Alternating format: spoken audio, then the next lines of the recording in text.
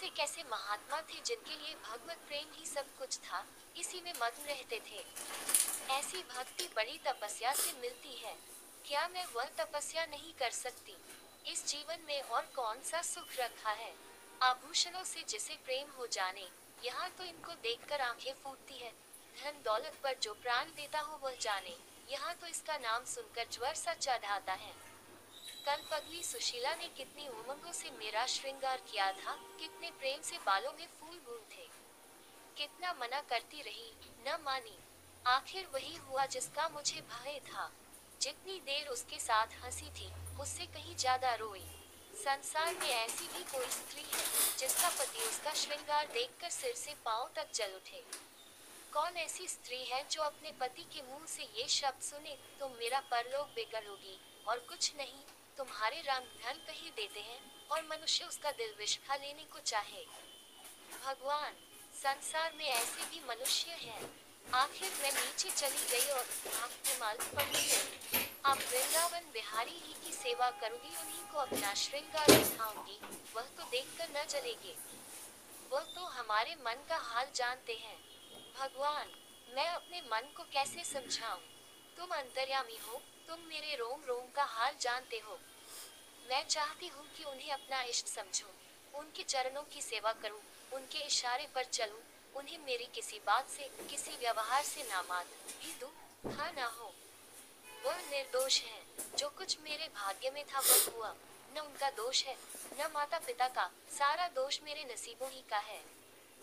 लेकिन ये सब जानते हुए भी जब उन्हें आते देखती हूँ, तो मेरा दिल बैठ जाता है, मुंह पर मुरदनी सी छा जाती है, सिर भारी हो जाता है। जी चाहता है इनकी सूरत न देखूं, बात तक करने को जी नहीं चाहता। कदाचित शत्रु को भी देखकर किसी का मन इतना क्लांत नहीं होता होगा। उनके आने के समय दिल में धड़कन सी होने लगती है। दो एक दिन के लिए कहीं चले जाते हैं तो दिल पर से बोझ उठ जाता है। हंसती भी हूँ, बोलती भी हूँ, जीवन में कुछ आनंद आने लगता है, लेकिन उनके आने का समाचार पाते ही फिर चारों ओर अंधकार। चित्त की ऐसी दशा क्यों है, यह मैं नहीं कह सकती। मुझे तो ऐसा जान पड़ता है कि पूर्व जन्म में हम दोनों में बैर था, उसी बैर का बदला लेने के लिए उन्होंने मुझे से विवाह किया है। वही पुराने संस्कार हमारे मन में बने हुए हैं। नहीं तो वह मुझे देख देख कर क्यों जलते और मैं उनकी सूरत से क्यों घृणा करती। विवाह करने का तो यह मतलब नहीं हुआ करता। मैं अपने घर कहीं इससे सुखी थी। कदाचित मैं जीवन पर्यंत अपने घर आनंद से रह सकती थी। लेकिन इस लोक प्रथा का बुरा हो, जो अभागिन कन्याओं को किसी न किसी पुरुष के गले में बांध देना अनिवार्य समझती है। वह क्या जानता है कि कितनी युवतियां उसके नाम को रो रही है, कितने अभिलाषाओं से लहराते हुए कोमल हृदय उसके पैरों तल रौंदे जा रहे हैं। युवती के लिए पति कैसी कैसी मधुर कल्पनाओं का स्रोत होता है। पुरुष में जो उत्तम है, श्रेष्ठ है, दर्शनीय है, उसकी सजीव मूर्ति इस शब्द के ध्यान में आते ही उसकी नजरों के सामने आकर खड़ी हो जाती है। लेकिन मेरे लिए ये शब्द क्या है? हृदय में उठने वाला शूल, कलेजे में खटकने वाला कांटा, आंखों में गड़ने वाली किरकिरी, अंतःकरण को बेधने वाला व्यंग बाण। सुशीला को हमेशा हंसते देखती हूँ। वो कभी अपनी दरिद्रता का गिला नहीं करती। गहने नहीं है, कपड़े नहीं है, भाड़े के नन्हें से मकान में रहती है, अपने हाथों घर का सारा काम काज करती है, फिर भी उसे रोते नहीं देखती। अगर अपने बस की बात होती तो आज अपने धन को उसकी दरिद्रता से बदल लेती। अपने पतिदेव को मुस्कुराते हुए घर में आते देखकर उसका सारा दुख, दारिद्र्य छूमंतर हो जाता है, छाती गज भर की हो जाती है। उसके प्रेमालिंगन में वह सुख है जिस पर तीनों लोग का धन न्योछावर कर दूं। आज मुझसे जबत न हो सका। मैंने पूछा, तुमने मुझसे किस लिए विवाह किया था? ये प्रश्न महीनों से मेरे मन में उठता था, पर मन को रोकती चली आती थी। आज प्याला छलक पड़ा। ये प्रश्न सुनकर कुछ बौखला से गए, बगले झांकने लगे, खीसे निकाल कर बोले, घर संभालने के लिए, गृहस्थी का भार उठाने के लिए, और नहीं क्या भोग विलास के लिए। घरनी के बिना यह आपको भूत का डेरा सा मालूम होता था। नौकर चाकर घर की संपत्ति उड़ाए देते थे। जो चीज जहाँ पड़ी रहती थी, कोई उसको देखने वाला न था। तो अब मालूम हुआ कि मैं इस घर की चौकसी के लिए लाई गई। मुझे इस घर की रक्षा करनी चाहिए और अपने को धन्य समझना चाहिए कि यह सारी संपत्ति मेरी है। मुख्य वस्तु संपत्ति है, मैं तो केवल चौकीदार हूँ। ऐसे घर में आज ही आग लग जाए। अब तक तो मैं अनजान। मैं घर की चौकसी करती थी, जितना वह चाहते हैं उतना न सही पर अपनी बुद्धि के अनुसार अवश्य करती थी। आज से किसी चीज को भूलकर भी छूने की कसम खाती हूँ। यह मैं जानती हूँ, कोई पुरुष घर की चौकसी के लिए विवाह नहीं करता और इन महाशय ने चिढ़कर यह बात मुझसे कही। लेकिन सुशीला ठीक कहती है, इन्हें स्त्री के बिना घर सुना लगता होगा, उसी तरह जैसे पिंजरे में चिड़िया को न देखकर पिंजरा सूना लगता है। ये हम स्त्रियों का भाग्य। मालूम नहीं, इन्हें मुझ पर इतना संदेह क्यों होता है। जब से नसीब इस घर में लाया है, इन्हें बराबर संदेह मूलक कटाक्ष करते देखती हूँ। क्या कारण है? जरा बाल गुथवाकर बैठी और यह होठ चबाने लगे। कहीं जाती नहीं, कहीं आती नहीं, किसी से बोलती नहीं, फिर भी इतना संदेह। यह अपमान असह्य है। क्या मुझे अपनी आबरू प्यारी नहीं? यह मुझे इतनी छिछोरी क्यों समझते हैं? इन्हें मुझ पर संदेह करते लज्जा भी नहीं आती। काना आदमी किसी को हंसते देखता है तो समझता है लोग मुझी पर हंस रहे हैं। शायद इन्हें भी यही वहम हो गया है कि मैं इन्हें चिढ़ाती हूँ। अपने अधिकार के बाहर से बाहर कोई काम कर बैठने से कदाचित हमारे चित्त की यही वृत्ति हो जाती है। भिक्षुक राजा की गद्दी पर बैठकर चैन की नींद नहीं सो सकता। उसे अपने चारों तरफ शुद्ध दिखाई देंगे। मैं समझती हूँ, सभी शादी करने वाले बुढ़ों का यही हाल है। आज सुशीला के कहने से मैं ठाकुर जी की झांकी देखने जा रही थी। अब ये साधारण बुद्धि का आदमी भी समझ सकता है कि फुहर बहू बनकर बाहर निकलना अपनी हंसी उड़ाना है, लेकिन आप उसी वक्त न जाने किधर से टपक पड़े और मेरी ओर तिरस्कारपूर्ण नेत्रों से देखकर बोले, कहाँ की तैयारी है? मैंने कह दिया, जरा ठाकुर जी की झांकी देखने जाती हूँ। इतना सुनते ही त्योरियां चढ़ाकर बोले, तुम्हारे जाने की कुछ जरूरत नहीं। जो अपने पति की सेवा नहीं कर सकती, उसे देवताओं के दर्शन से पुण्य के बदले पाप होता। मुझसे उड़ने चली हो। मैं औरतों की नस नस पहचानता हूँ। ऐसा क्रोध आया कि बस अब क्या कहूँ। उसी दम कपड़े बदल डाले और प्रण कर लिया कि अब कब दर्शन करने जाऊंगी। इस अविश्वास का भी कुछ ठिकाना है। न जाने क्या सोचकर रुक गई। उनकी बात का जवाब तो यही था कि उसी क्षण घर से चल खड़ी हुई होती, फिर देखती मेरा क्या कर लेते। इन्हें मेरा उदास और विमन रहने पर आश्चर्य होता है। मुझे मन में कृतघ्न समझते हैं। अपनी समझ में इन्होंने मरे से विवाह करके शायद मुझ पर एहसान किया है। इतनी बड़ी जायदाद और विशाल संपत्ति की स्वामिनी होकर मुझे फूले न समाना चाहिए था। आठों पहरन का यशगान करते रहना चाहिए था। मैं ये सब कुछ न करके उल्टे और मुंह लटकाए रहती हूँ। कभी कभी बेचारे पर दया आती है। यह नहीं समझते कि नारी जीवन में कोई ऐसी वस्तु भी है जिसे देखकर उसकी आंखों में स्वर्ग भी नरकतुल्य हो जाता है। 3 दिन से बीमार है। डॉक्टर कहते हैं बचने की कोई आशा नहीं, निमोनिया हो गया है। पर मुझे न जाने क्यों इनका गम नहीं है। मैं इनती वज्र हृदय कभी न थी। न जाने वह मेरी कोमलता कहाँ चली गई। किसी बीमार की सूरत देखकर मेरा हृदय करुणा से चंचल हो जाता था। मैं किसी का रोना नहीं सुन सकती थी। वही मैं हूँ कि आज 3 दिन से उन्हें बगल के कमरे में पड़े कराहते सुनती हूँ और एक बार भी उन्हें देखने न गई। आंखों में आंसू का जिक्र ही क्या। मुझे ऐसा मालूम होता है, इनसे मेरा कोई नाता ही नहीं। मुझे चाहे कोई पिशाचनी कहे, चाहे कुलटा, पर मुझे तो ये कहने में लेशमात्र भी संकोच नहीं है कि इनकी बीमारी से मुझे एक प्रकार का ईर्ष्या में आनंद आ रहा है। इन्होंने मुझे यहाँ कारावास दे रखा था। मैं इसे विवाह का पवित्र नाम नहीं देना चाहती, ये कारावास ही है। मैं इतनी उदार नहीं हूँ कि जिसने मुझे कैद में डाल रखा हो उसकी पूजा करूँ, जो मुझे लात से मारे उस पैरों का चूमूं। मुझे तो मालूम हो रहा था, ईश्वर इन्हें इस पाप का दंड दे रहे हैं। मैं निस्कोच होकर कहती हूँ कि मेरा इनसे विवाह नहीं हुआ है। स्त्री किसी के गले बांध दिए जाने से ही उसकी विवाहिता नहीं हो जाती। वही संयोग विवाह का पद पा सकता है, जिसमें कम से कम एक बार तो हृदय प्रेम से पुलकित हो जाए। सुनती हूँ, महाशय अपने कमरे में पड़े पड़े मुझे कोसा करते हैं। अपनी बीमारी का सारा बुखार मुझ पर निकालते हैं।